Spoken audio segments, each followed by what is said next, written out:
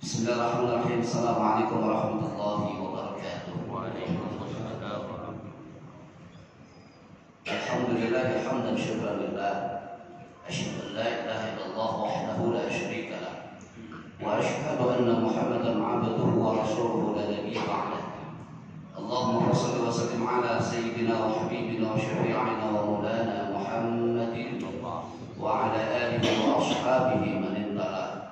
أما بعد فقد قال الله تعالى في كتابه الكريم أعوذ بالله من الشيطان الرجيم بسم الله الرحمن الرحيم قل هل يستوي الذين يعلمون والذين لا يعلمون إنما يتذكر أولو الألباب صدق الله العظيم.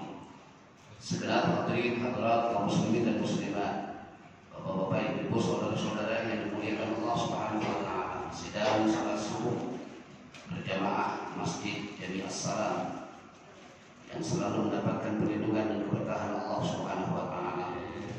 Berkhusus pengurus DKM Masjid Jami As-Salam, Akhirul Mahmud Al-Mukarram Ustaz Budi Hariri SD dan beserta staf serta jajarannya. Puji syukur alhamdulillah kita panjatkan kehadirat Allah bahwa pagi hari ini Allah masih memperkenankan kita untuk bisa sujud di hadapannya, untuk kita bisa merendahkan hati dan diri kita kepadanya, dan tentunya diiringi dengan zikir-zikir kita, lalu bacaan-bacaan di dalam salat kita.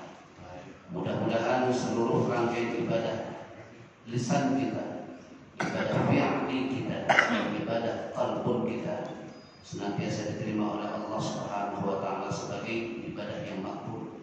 Salawat dan salam semoga tetap tercurah kehadiran junjungan kita penghulu alam baginda Nabi besar Muhammad sallallahu alaihi wasallam beserta para keluarganya, para sahabatnya, dan insyaallah kepada kita semua sebagai pengikutnya. Amin ya rabbal alamin. Kita awali pertemuan kita pagi hari ini dengan membaca Al-Quran Surah Al-Fatihah sebagai pembuka kebaikan-kebaikan. Mudah-mudahan Allah Subhanahu wa taala melalui fadilah surah Al-Fatihah akan membukakan mata hati kita untuk bisa menerima sesuatu hal yang baik, ilmu-ilmu yang bermanfaat, dan juga tentunya Allah memberikan peluang rahmat kepada semuanya. Diberikan ala kulli niyatin shalihah wa ila hadratin Nabi Mustafa Rasulullah sallallahu alaihi wa alihi wasallam. Al-Fatihah. A'udzu billahi minasyaitonir rajim. Bismillahirrahmanirrahim. Alhamdulillahi rabbil alamin arrahmanir rahim maliki yaumiddin. Iyyaka na'budu wa iyyaka nasta'in ihdinas siratal mustaqim siratal ladzina an'amta 'alaihim ghairil maghdubi 'alaihim waladdallin. Amin. Mohon keikhlasan dan keridhaannya untuk Fatihah yang kedua. Untuk Bapak Ustaz Jaya Sanjaya dan istri yang insyaallah pada hari Selasa tanggal 12 September 2023 akan menunaikan ibadah umrahnya.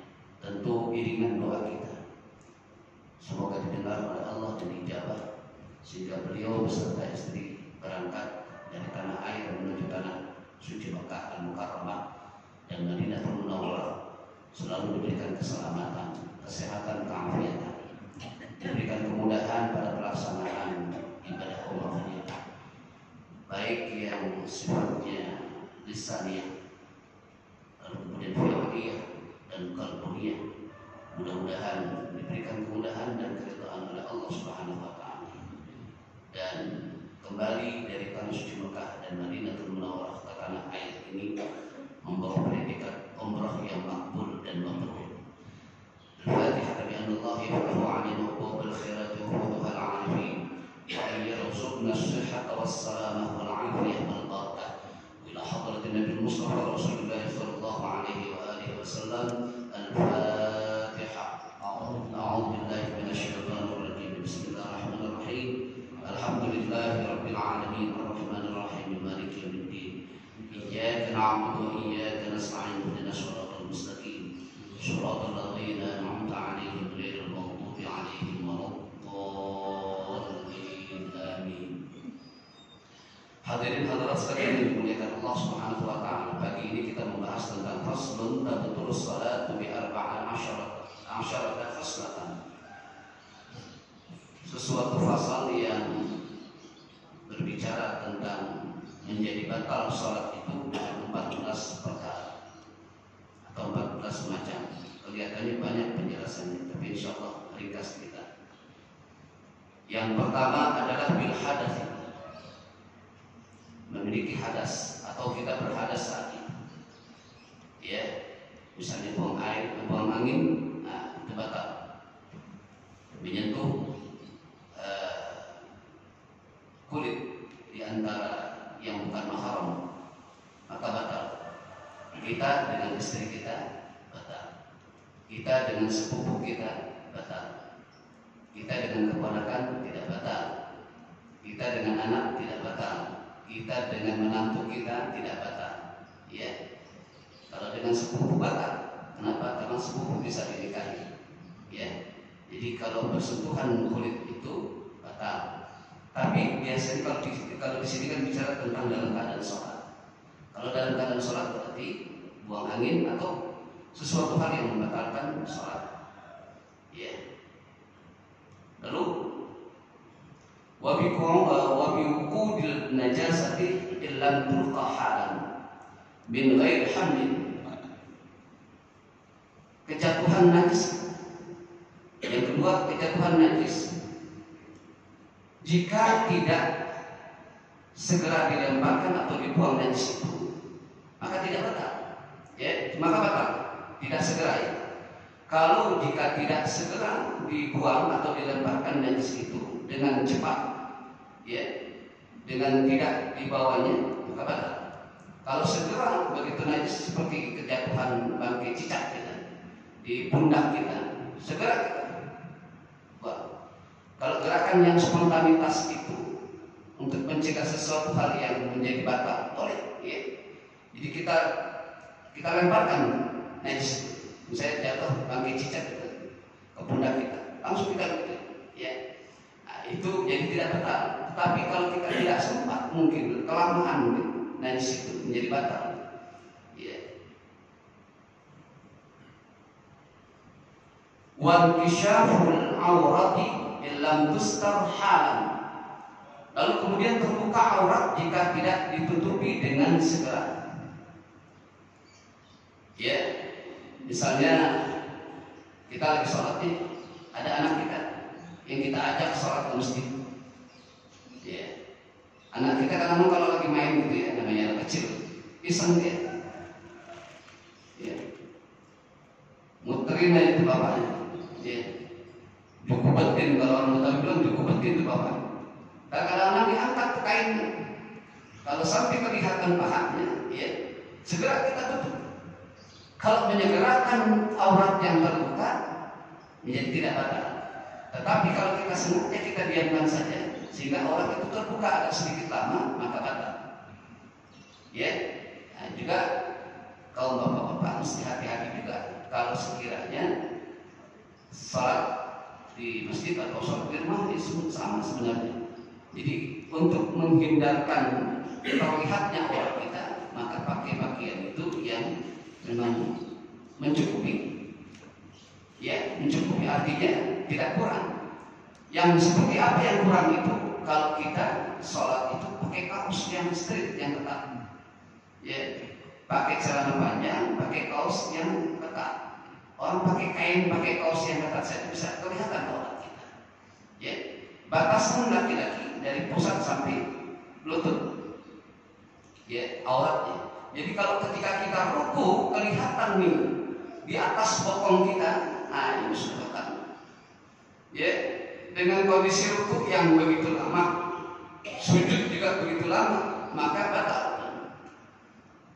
Sesuatu hal yang terlihat dalam aurat kita kalau sebentar aja sih jadi batal. Kelihatan sebentar lalu kita tutup, ya, khilafnya kita, nah, tidak batal. Tapi kalau sudah kelamaan dikit aja, seukuran ruku, seukuran sujud, nah itu batal. Ya, ibu-ibu begitu juga. Ya, hati-hati. Ya. Kalau kita sadar ketika kita takbirat di hadapan ya Allah, nah perempuan bukan begini ya, langsung gitu, nah, enggak batal. Ya, nah terus juga menggunakan mukenahnya, ya jangan sampai di sini, tutupin sedikit, ya, dagunya ditutupin. Jadi di sini nggak kelihatan. Wa nutqu bi harfaini aw harfin muhdimin amdan. Yang keempat itu berbicara dengan 2 huruf saja atau 1 huruf yang memberikan makna atau memberikan arti dengan sengaja. Ya, orang bertahap sampai bunyi seperti huruf roh, gitu ya. Itu udah punya makna. Roh itu fi'il amr dari roh. Huruf roh dong 1. Maknanya lihatlah, udah datang. Ya, kalau kita lagi sholat. Nah, ada kaul yang lain. Kaul yang lain itu mengatakan kalau kita sholat itu kita mendaham itu batal. Ya, maka imam itu jangan membiasakan mendaham. Ya, kalau mau sebelum niat, sebelum masuknya waktu sholat, maka imam harus siap-siap dengan suara-suaranya. Jadi kalau mau niat, ya boleh. Dia mungkin ada gatal, ada yang mengganjal itu di lehernya, dia tahamkan dulu. Kalau perlu dibatukan, ya selesai. Baik, sholli fardhu subhi rakaatain. Allahu Akbar. Ya, karena mendaham itu bisa membatalkan daripada sholat. Sama kalau kita menarik nafas yang dalam sampai keluar suara, tidak boleh itu. Ya, jadi sholat tidak boleh mengeluarkan kata-kata yang mengandung makna di luar sholat. Ya. Wabil muftiri amdan wal akli al-katsira nasiyan. Kemudian yang kelima, dengan barang yang sama membatalkan puasa, ya, dengan sengaja atau dengan dia makan yang banyak dalam keadaan lupa, tetap batal. Seperti apa? Kalau sekiranya sesuatu hal yang membatalkan puasa pun membatalkan sholatnya, makan, minum. Jadi kalau lagi makan, lagi sholat tidak boleh makan. Ustaz, nggak mungkin kalau kita lagi sholat itu makan. Betul, tetapi kadang-kadang kita setelah makan itu kita tidak membersihkan mulut kita dengan kumur-kumur, dengan siwak ataupun sikat gigi, sehingga ada beberapa sisa makanan yang menyelip di gigi kita. Lalu kemudian ketika sholat itu terasa, lalu kita mainkan dengan lidah, berkutat terus dengan permainan lidah dengan sisa makanan itu, maka itu yang disebut dengan makan. Ya, berbeda. Maaf nih agak sedikit jorok. Kalau liur itu yang tertelan, berbeda, itu bukan minum. Karena memang rasanya dari dalam, gitu ya. Kalau makan itu, yang sisa-sisa makanan itu, nah itu yang menjadi membatalkan. Ya. Makanya kenapa disunahkan kita bersiwak sebelum melaksanakan sholat untuk menghindari sisa-sisa makanan itu. Lalu bagaimana kalau kita makan banyak? Kalau kita mau sholat kita makan dulu sebentar, kita masih punya wudhu yang nggak batal. Wudhunya nggak batal. Ya, sholat juga nggak mungkin kita lagi sholat sambil makan. Ya, Ustaz, itu kok ada khatib Jumat kadang-kadang diselingi dengan minum, boleh atau tidak? Sementara khutbah itu bagian daripada sholat. Nah, jawabannya, 2 khutbah itu hanya bagian dari sholat, belum masuk ke dalam perkara sholat. Jadi kalau sudah masuk ke perkara sholat, baru dibatal. Tapi kalau belum masuk ke dalam perkara sholat, hanya bagian dari sholat Jumat itu, maka tidak batal. Maka sekarang ini lagi musim, ya, di masjid-masjid itu disediakan air. Supaya apa? Supaya khatib itu tidak kekeringan tenggorokannya. Udah cuap-cuap keras-keras, ya, air kagak ada, tengah matahari panas betul, ya sudah, ya bisa batuk. Maka biasakan, kalau tidak ya mesti ya bersedekah dengan menyediakan itu semua. Terus wasalati harakatin mutawaliyatin walau sahwan, dan dengan 3 kali berubah yang berturut-turut walaupun keadaan lupa. Jadi ini seringkali kita bergerak berturut-turut dalam satu rakaat. Yang dimaksud ini dalam satu rakaat kita bergerak berkali-kali atau berturut-turut banyak 3 kali dalam satu rakaat, maka batal. Allahu Akbar. Imam lagi baca Bismillahirrahmanirrahim, Alhamdulillahirabbil alamin. Ada yang kita sekali nggak masalah, 2 kali nggak masalah, 3 kali dalam satu rakaat batal. Ya, sama yang kadang-kadang kita tidak sadari seorang imam atau mungkin kita sendiri sebagai makmum. Kalau kita salah, maka yang bergerak itu adalah kepala leher kita, leher dan kepala. Assalamualaikum warahmatullahi, Assalamualaikum warahmatullahi. Jadi leher. Kalau badan kita seluruhnya ikut bergerak, maka batal. Ini yang harus diketahui oleh imam. Assalamualaikum warahmatullahi wabarakatuh. Ada pergerakan. Jadi bergerak tangan badan ini.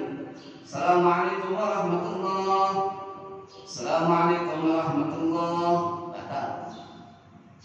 Imam itu tidak hanya hafal bacaannya, tidak harus takdir, tidak hanya takdir bacaannya, tetapi mengerti tentang hukum-hukum batal atau tidaknya sebuah perkara.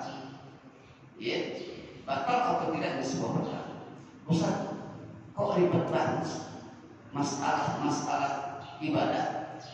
Memang kita itu kalau sudah masuk ke ranah keimanan, masuk kepada kesempurnaan dalam ibadah, bukan ribet, ada aturan. Sama dengan orang Islam yang sebelumnya bukan Islam. Kalau mereka belum masuk ke dalam Islam itu bebas sekali mau ngapain juga. Enggak terikat dengan hukum-hukum Al-Quran atau hukum Allah yang ada di dalam Al-Quran dan hadis, silakan apa-apa. Tapi kalau sudah masuk ke dalam Islam yang disebut udkhulu fis-silmi kafah, maka masuk ke dalam Islam secara keseluruhan, maka dia harus mengikuti aturan-aturan yang ada. Nah, makanya kalau kita bicara syariat, bicara fikih, ya kayak begitu. Ya, ada aturannya supaya apa? Supaya ibadah kita itu sempurna. Walaupun tidak ada hamba Allah yang ibadahnya begitu sempurna, ya, kecuali Rasulullah SAW. Nggak ada. Tapi paling tidak kita menuju sampai sedikitnya setengah dari kesempurnaan. Yang jelas niat kita menuju kepada kesempurnaan. Makanya Imam selalu bersabda, "Suhufakum fa inna tasfiyata suhuf min tamamis shalah." Sebagian daripada kesempurnaan salat itu kita tunaikan di hadapan Allah. Ya. Kalau hasilnya itu maksimalkan, kita senang juga.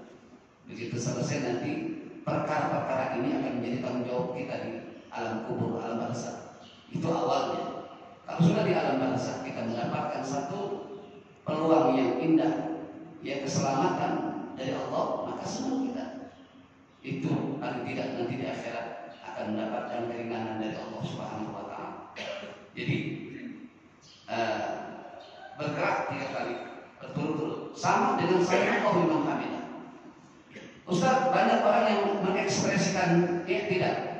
Sami Allahu liman hamidah. Kenapa di sini Ustaz? Di Mekah orang sholat sami Allahu liman hamidah. Ya. Jadi kalau ini hanya sifat menjaga-jaga. Kalau bahasa anak sekarang tindakan preventif. Jadi kalau misalnya dari ruku, ya, sami Allahu liman hamidah, ini tindakan preventif. Ini yang disebut menghasilkan kewaraan seseorang, apiknya seseorang. Supaya apa? Supaya mereka ini tidak banyak bergerak. Kalau kita tidak memiliki tindakan preventif, Sami Allahu liman hamidah. Berapa kali juga ya? Berapa kali ya? Sama ibu juga begitu. Boleh bu. Jadi Sami Allahu liman hamidah. Ya. Ustaz boleh nggak begini aja? Boleh tapi dia. Ya. Sami Allahu liman hamidah. Dia. Cuma kadang-kadang setan memang bagusnya begitu cepat. Ada yang bisa kita goyang. Karena memang kadang kalau ini pegel udah enak aja digoyang. Ya. Nah itu salah satu contoh.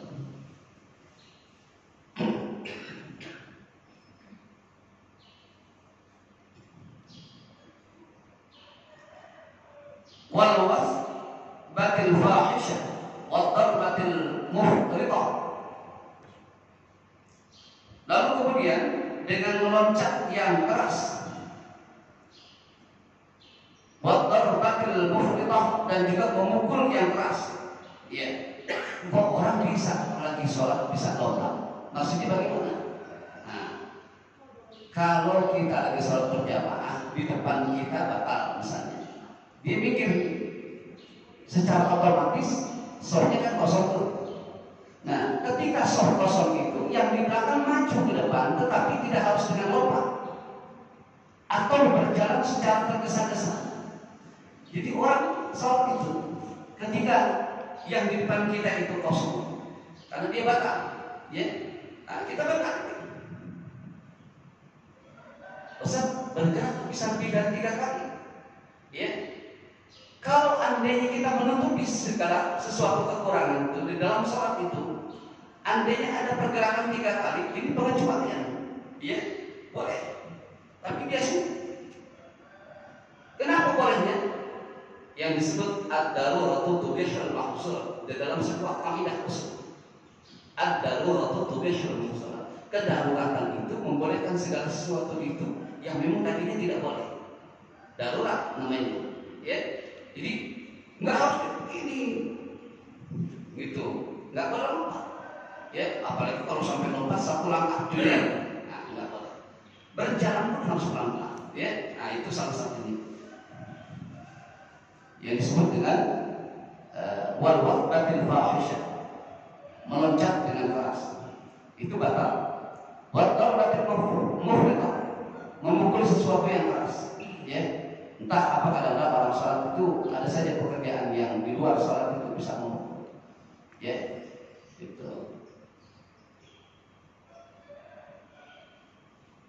Wa ziyadati ruknin fi'liyin 'amdin, dan menambahkan rukun-rukun fi'li dengan sengaja, ya, menambah rakaat, menambah sujud. Rukun fi'li itu apa saja sih rukun fi'li itu?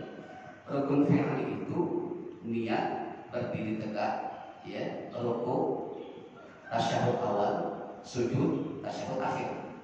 Itu rukun-rukun fi'li yang dikerjakan dengan gerakan tangan dan gerakan seluruh tubuh, ya. Itu rukun. Kalau ada kita menambahkan sampai 2 kali maka batal.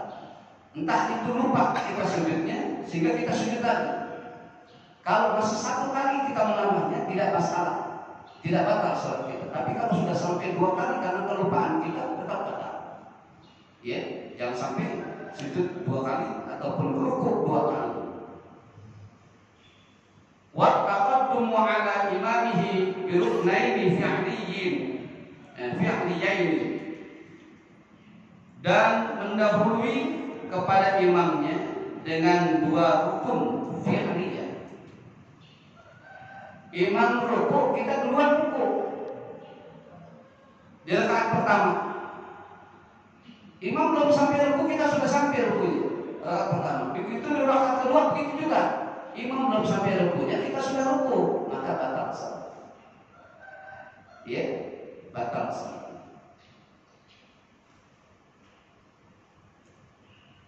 Wa takhallufu bihima bi ghairi 'udhrin wa niyatin qat'i, dan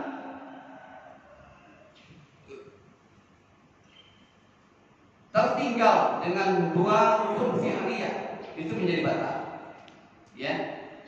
Kita nambah batal, kita lupa 2 rukun fi'liyah itu juga batal.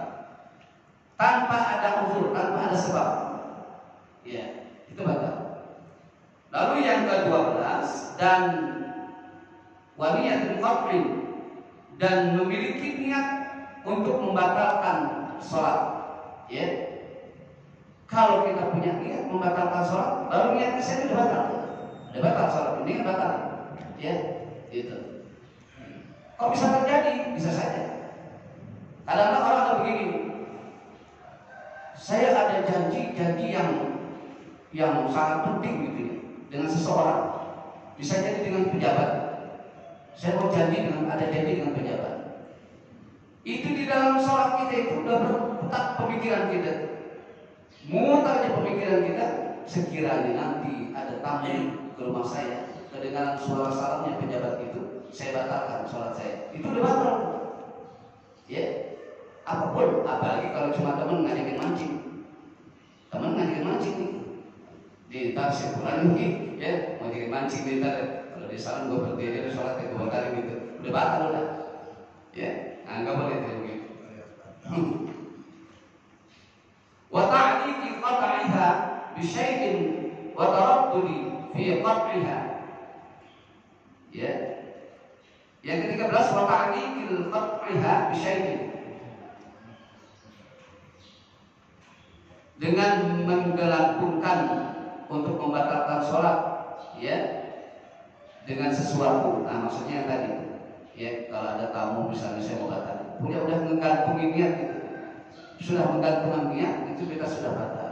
Yang terakhir, wa taraddudi fi qat'iha, dan dengan ragu-ragu di dalam membatalkan sholat, ya. Ragu aja udah batal, apalagi dengan keyakinan menggantungkan niat kita untuk membatalkan sholat, maka batal, ya, itu. Ada juga qaul yang mengatakan bahwa keraguan-raguan di dalam takbiratul ihram sampai 3 kali maka batal sholat, ya. Kita sholat nih, usolli, dia ingat itu, usolli fardal maghribi 3 raka'atin mustaqbilan qiblati, ada Allahu Akbar, dilepas lagi sama dia, diucapin itu usolli, belum yakin betul, ya, Allahu Akbar 2 kali dah, masih ragu, dilepas lagi, dia takbiratul ihram, Allahu Akbar, maka batal sholat. Lalu bagaimana caranya? Diam dulu, istighfar dulu. Setelah istighfar dia 3 kali, setelah istighfar, ya, baru dia mantapkan, berdiri tegak betul, ya. Setelah itu baru usolli fardal maghribi 3 raka'atin mustaqbilal qiblati adaan ma'muman bil baita. Allahu Akbar. Itu. Sekarang jangan terjadi. Dulu ketika saya masih kecil itu saya sering melihat orang yang takbiratul ihramnya diulang sampai 3 kali sampai 2 kali. Kalau 2 kali masih boleh. Kalau sudah 3 kali batal, ya. Dulu. Sekarang sudah jarang. Sekarang memang sudah orang mengerti tentang itu semua. Baik, Bapak Ibu hadirin hadirat yang dimuliakan, sampai di sini pembahasan tentang masalah sesuatu hal yang membatalkan sholat kita. Jadi mudah-mudahan apa yang kita kerjakan dalam sholat kita terhindar dari segala sesuatu yang batal, bahkan batal yang kita tidak tahu, tetapi hakikatnya batal, sehingga meragukan kita untuk sholatnya diterima atau tidak, ya.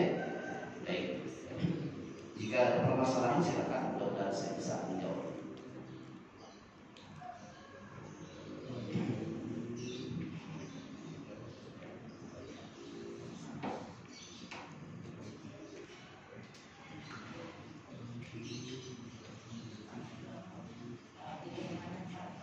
Ya, hari ini kita nggak lama. Ya, silakan. Waalaikumsalam warahmatullahi wabarakatuh. Ya. Makruh. Menahan segala sesuatu yang dapat membatalkan sholat, makruh. Ya, menahan kentut misalnya. Ya, tanggung karena itu makruh. Tapi kalau sampai menahan, maaf, sudah sampai tingkat BAB, ya, kita sudah tidak kita nahan itu, batalkan saja. Batalkan. Kenapa? Karena orang tidak akan khusyuk dengan menahan. Ya, lebih baik batalkan. Memang kalau membatalkan sholat dengan sengaja itu menjadi keharaman. Kan jadi repot.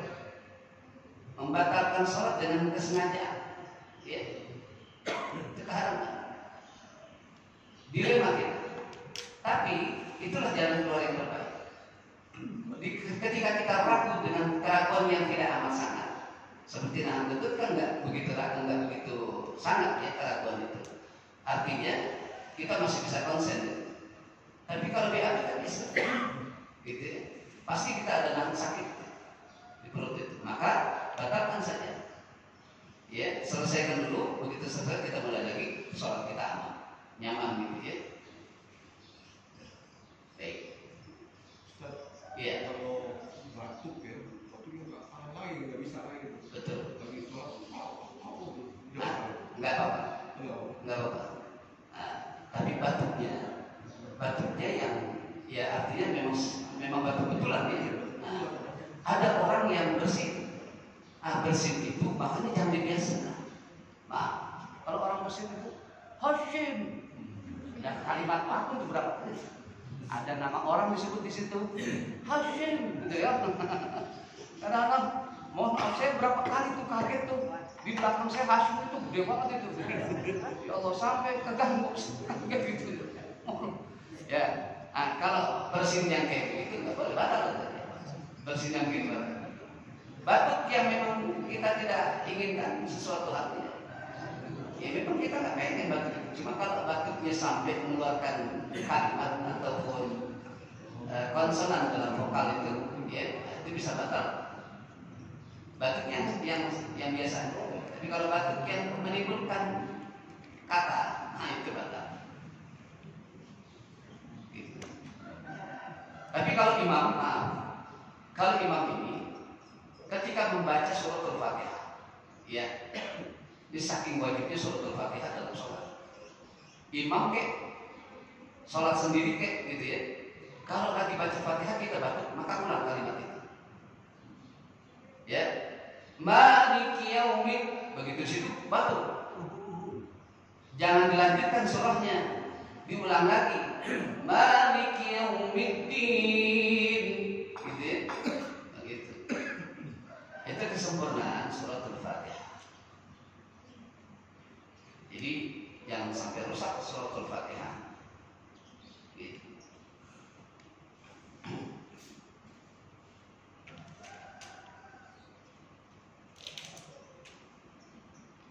Ada juga Ustaz, imamnya suratnya panjang, pegel,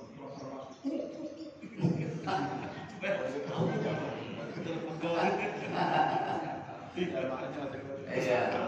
Emang kadang-kadang kalau imam suka mainin batuk itu yang repot gitu ya. Nggak ada masalah yang berat itu jadi dibatuk-batukin itu batal. Memang sih kita nggak ngerti, cuma dia dengan Allah yang tahu itu ya. Nah, jadi hati-hati juga itu memang batuk itu anugerah dari Allah, tapi bukan berarti kita sengaja ketika kita sholat itu. Nah, anak-anak itu, ya, kalau kita kasih tahu. Karena bapak-bapak suka latah, terutama kalau di sholat tarawih. Ada satu yang batuk semua batuk. Dulu kalau sekarang udah mengerti tentang itu, jadi enggak. Iya, imam lama lagi kan. Imam lama, sengaja batuk satu batuk, sebelah sana batuk. Gitu. Itu sangat begitu ya, itu batal. Gitu. Ya, pula siogianya imam lama. Ya. Jangan lama-lama. Kalau menurut saya, kalau ukuran tadi saya baca itu sedang nggak lama, nggak kecepatan. Ya, tapi kalau misalnya kelamaan, boleh ngomong juga sama saya. Suatu saat saya nggak baca begitu ya. Tapi kalau ukuran saya segitu, insya Allah. Karena saya menggunakan intonasinya juga sedikit cepat. Kalau intonasi yang lama kan jadi lama lagi tuh. Bismillahirrahmanirrahim. Nah, itu lama itu begitu. Ya, itu yang mengundang batuk jamaah itu yang begitu. Sengaja sebagai kode. Iya. Kita lagi sholat, berenang rakaat, tiba-tiba kita ingin pakai tas atau ada yang kotor, itu dibatalin gimana? Ingat, batalin, ragu kan gitu. Tapi begini, sesuatu hal yang lupa kalau diambil mana yang lebih afdolnya, kita pertahankan atau kita batalkan gitu. Kalau ditanya begitunya, pertahankan. Ya, karena kita lupa. Ingat ya, ketika di pertengahan sholat. Ya. Tapi kalau memang kita tahu gitu ya. Oh iya, tadi kan kelihatan saya kena pipis. Tadi kita udah misalnya ada yang mau batal, sama belakangan. Apakah imam baru terusin ayatnya, apa ganti ayat lagi? Imam terusin ayatnya kalau dia sanggup untuk menghafalnya. Ya, terusin ayatnya. Ya, tapi kalau imam tidak menghafal apa yang dibaca oleh imam pertama, maka boleh diganti dengan ayat yang lain. Ya, dengan surah yang lain. Itu. Ya. Tadi ada 14 ya. Iya, betul. Sebenarnya itu harus kita hindari itu agar kita betul-betul khusyuk di dalam sholatnya, gitu ya. Sehingga nggak ada yang mengganggu kita, gitu ya. Karena kadang-kadang kita di pikiran kita tuh banyak tuh Ustaz kalau lagi sholat ya. Ya. Itu supaya khusyuk dan tidak terganggu dengan gerakan-gerakan tadi apa ya? Yang pertama, memang harus kita pahami segala sesuatu hal yang membatalkan sholat yang pertama. Yang kedua, kita harus bisa menginterpretasikan bacaan kita. Setidaknya apa yang Bapak bisa terjemahkan, silakan terjemahkan untuk menghindari segala sesuatu itu tadi. Ya, ini kalau masalah kekhusyuan, misalnya Bismillahirrahmanirrahim. Lisan kita bicara, hati Bapak berbicara dengan nama Allah yang Maha Pengasih. Alhamdulillahirabbil alamin. Segala puji bagi Allah Tuhan semesta. Ar-Rahmanir Rahim, yang Maha Pengasih lagi Maha Penyayang. Maliki yaumiddin, yang menguasai hari pembalasan. Iyyaka na'budu wa iyyaka nasta'in. Kepadamu ya Allah aku menyembah, kepadamu ya Allah aku mohon pertolongan. Ihdinas shiratal mustaqim. Tunjukkan kami ya Allah ke jalan yang lurus. Shiratal ladzina an'amta 'alaihim ghairil maghdubi 'alaihim waladdallin. Ya, itu petunjuk atau jalan orang-orang yang Kau ridhoi ya, bukan jalan orang-orang yang Kau berikan kesesatan. Bapak bisa menginterpretasikan begitu. Itu luar biasa. Itu satu, jalan menuju kekhusyuan kita. Dan yang kedua, jalan untuk mengurangi kesalahan kita. Pasti Allah berikan kekhusyuan, bukan cuma dalam hati kita, tetapi gerakan-gerakan kita, insya Allah gitu. Ya, insya Allah. Makanya coba kita bisa memaknai bacaan kita. Tapi memang kalau kita nggak pernah hadir atau nggak pernah belajar tentang masalah fikih, kita tidak akan mengerti, tidak akan tahu. Ini gerakan boleh atau tidak? Ini pekerjaan yang saya lakukan boleh atau tidak? Gitu ya. Saya contoh aja. Begitu tahiyat, ya, at-tahiyatul, ya, begitu asyhadu an la ilaha illallah. Mari kalau kita sholat itu, begitu dari sujud, Allahu Akbar, tangan kita sudah begini sunnah. Sudah begini. Begitu asyhadu an la ilaha illallah. Ya. Khilafnya cuma 2 kali khilafnya. Kalau Bapak mau menggerakkan, ini mazhab yang beda. 1, 2. Udah. Tapi kalau ada orang yang mirip, ini taklid buta. Ya. Taklid buta, ini berapa kali orang? Gitu. Khilafnya cuma 2. Seret. Saya tanya orang itu, kenapa digerakkan Pak? Allah itu maha hidup. Digerakkan. Loh, enggak harus kita menunjuk ini menandakan bahwa Allah Maha Esa. Allah satu, bukan? menandakan bahwa sallu kama ra'aitumuni usolli. Salatlah kamu seperti aku salat, kata Rasulullah. Rasulullah ketika tahiyat awal dan tahiyat akhir menunjuk asyhadu an la ilaha illallah. Memang kalau orang tauhid, orang tasawuf, dia menerjemahkan bahwa menunjuknya kita satu ini menandakan Allah yang Maha Esa, Allah yang Maha Kuasa, satu Allah, tidak ada lagi. Makanya di kalimat asyhadu an la ilaha illallah bangunnya kesenangan. Wa asyhadu anna Muhammadar Rasulullah. Jadi begitu kan? Makasih.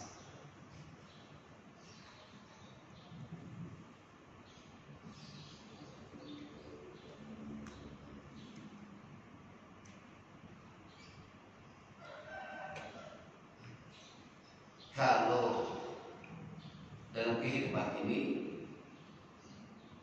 menyempurnakan agama kita nggak cukup dengan tasawuf. Makanya sekali lagi saya mengingatkan, banyak kalimat bijak itu mengajarkan kepada kita, tetapi kadang-kadang kalimat bijak itu tidak mengajarkan kepada kita bagaimana cara ibadah. Kalimat bijak itu mengajarkan kepada kita bagaimana kita berbuat, gitu, sesuatu hal yang Allah ridha. Tapi tidak mengajak kita untuk belajar bagaimana cara kita untuk menuju Allah ridha. Makanya Islam itu 3 unsur. Ada syariat, ada tariqat, ada hakikat. Ya. Syariat itu sholat kita, bacaan Quran kita, zakat kita, puasa kita, itu syariat yang berkenaan dengan fikih. Ya, syariat. Tariqat itu adalah zikir-zikir kita, jembatan kita untuk menuju komunikasi kita kepada Allah. Maka orang setelah sholat itu, setelah sholat dia tidak berzikir, berarti orang sombong. Termasuk bacaan kita di dalam sholat itu adalah tariqah, jalan kita menuju Allah, komunikasi kita. Ya, nggak ada orang sholat diam aja, walaupun dalam hati. Makanya orang sholat itu tidak boleh mingkem mulutnya. Kalau mulut tertutup itu makruh. Bahkan sebagian jumhur ulama mengatakan orang yang sholatnya merem, orang yang sholatnya ditutup mulutnya dari awal sampai akhir, itu makruh bitahrim, makruh yang mendekati keharaman. Sama bapak-bapak sholat tadi saya lupa jelasin. Allahu Akbar, ibu. Kalau kita lagi sholat, pandangan kita tetap ke tempat sujud kita.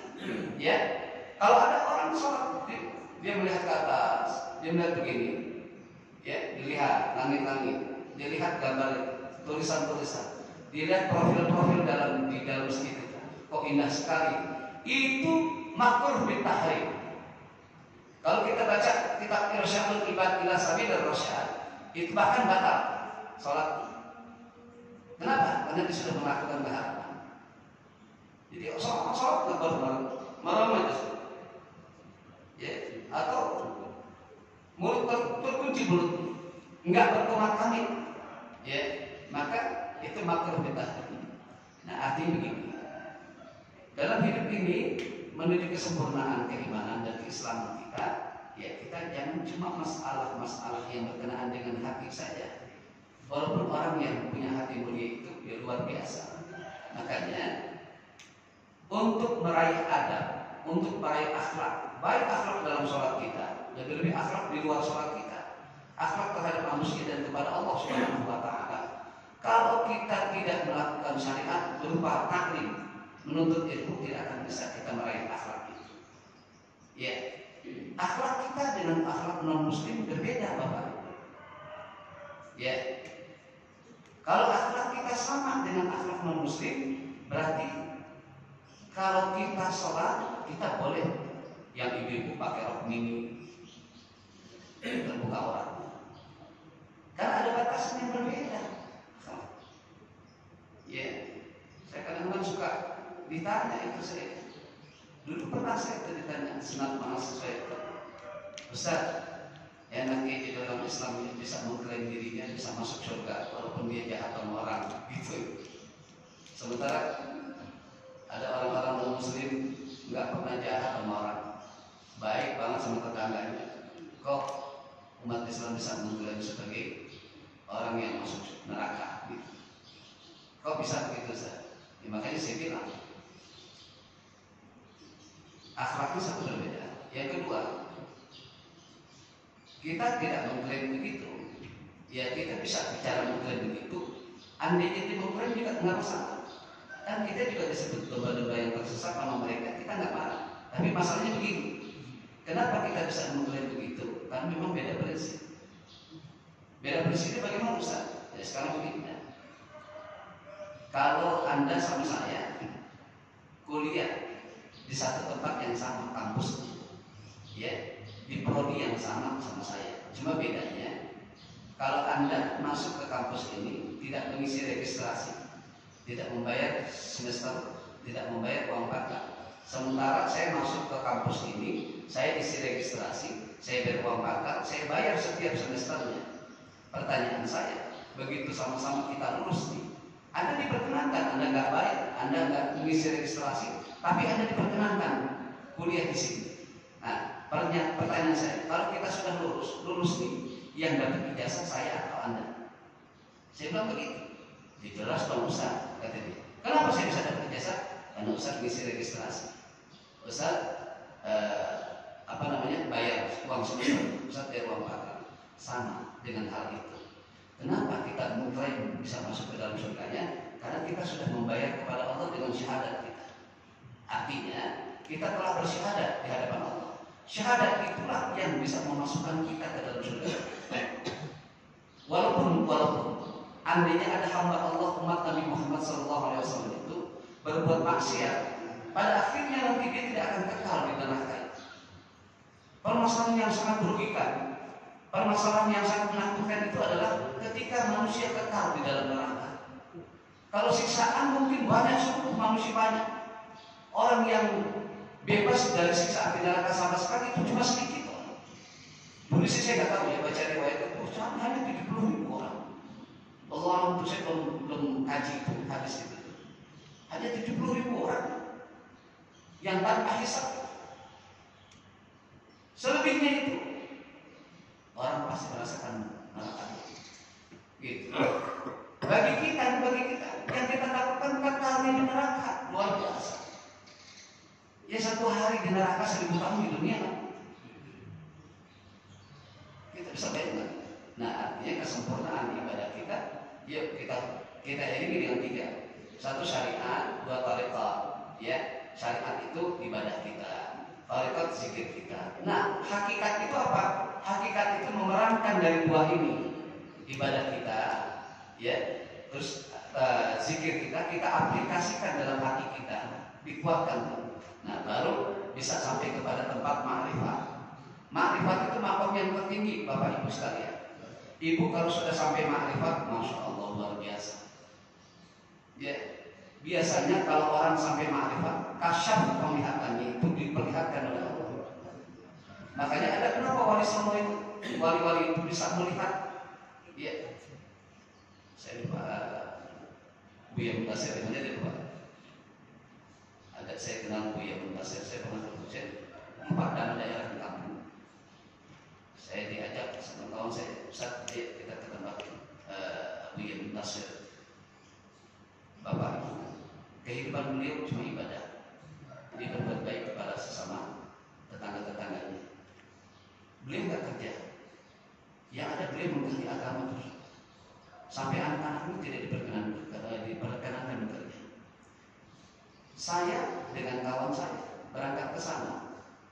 Dia melihat tamunya itu dia dipandangin.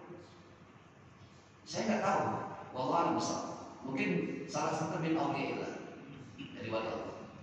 Jadi kalau dia memandang itu, dia balik lagi, kita nggak ditemenin, itu berarti ada sesuatu hal yang kita lakukan, kesalahan-kesalahan besar. Tapi kalau dia datang, kita ditegur sabar, dipakai bahasa Sunda, ya kadang-kadang dari mana, gitu. Akang dari mana, gitu. Sudah tua Pak, sebut. Saya datang ke sana, saya disuruh lepas ngajar saya di sekolah. Teman saya kerja disuruh berhenti kerja. Cuma disuruh ngajar aja. Ngajar, kalau nggak ngaji. Insya Allah. Ada kawan saya itu dari Brebes, Ustaz Jalaluddin, sampai dia berantem sama mertuanya gara-gara diberhenti aja di Sanawiyah. Terus dagang dia berhenti, dia dibuka pengajian aja. Kata mertuanya, lu paling apa anak gue? Terus bagaimana bayar kontrakan? Karena dia dari guru dia Buya Mutasim, insya Allah Allah yang bayar semua, Allah yang nanggung semua. Itu dilarang sih juga bingung ya. Mungkin karena keridhaan juga seorang ulama itu. Dia jalan itu, dia bisa bayar kontrakan, dia bisa menghidupi anak-anaknya, istri. Bahkan sekarang saya tahu, dia itu sudah punya rumah sekarang. Dan dia bangun juga rumah yang ada di Brebes. Saya wallah bisa kebesaran Allah itu ya. Sampai sedikit artinya orang yang sudah mencapai ma'rifat itu bisa Allah tunjukkan muka syaraf, pandangan-pandangan yang orang lain tidak punya. Ya, mudah-mudahan kita termasuk ya, bukan yang muka syaraf, artinya itu kan berarti ya, yang bisa menjalankan tiga tadi. Syariat kita bisa jalankan, tarikat kita bisa jalankan, hakikat kita bisa perankan dalam diri kita semuanya. Ya, Bapak Ibu, demikian yang bisa saya sampaikan. Terima kasih, mohon maaf atas kekurangannya. Kita tutup dengan mohon kepada Allah Subhanahu wa taala dan kiranya pertemuan kita mendapatkan keridhaan Allah Subhanahu wa taala dan mendapatkan ilmu yang bermanfaat buat kita. Al-Fatihah. A'udzubillahi minasyaitonir rajim. Bismillahirrahmanirrahim. Alhamdulillahirabbil alamin arrahmanir rahim maliki yaumiddin. Iyyaka na'budu wa iyyaka nasta'in. Ihdinas siratal mustaqim. Siratal ladzina an'amta 'alaihim ghairil maghdubi 'alaihim waladdallin. واعف يا كريم واعف يا رحيم واعف يا عظيم. اللهم ارحمنا بالقران وعملنا بالغفران وجمعنا على الايمان واجعله لنا حجه لنا لا حجه علينا وانصر بوجهك الكريم يا كريم الينا. اللهم زدنا علما نافعا ورزقنا فهما واسعا وعملا متقبلا رزقا كثيرا حلالا طيبا. اللهم انا نسالك حفظ المرسلين وفهم النبيين والهام الملائكه المقربين. اللهم انا نسالك من الخير كله عاجله واجله ما علمنا منه وما لم نعلم ونعوذ بك من الشر كله عاجله واجله ما علمنا منه وما لم نعلم. اللهم اغفر لنا ذنوبنا ولوالدينا وارحمهم كما ربونا صغارا ولجميع المسلمين والمسلمات والمؤمنين والمؤمنات. ربنا آتنا في الدنيا حسنة وفي الآخرة حسنة وقنا عذاب النار. وصلى الله على سيدنا محمد وعلى آله وصحبه وبارك وسلم والحمد لله رب العالمين. Sekian, assalamualaikum warahmatullahi wabarakatuh.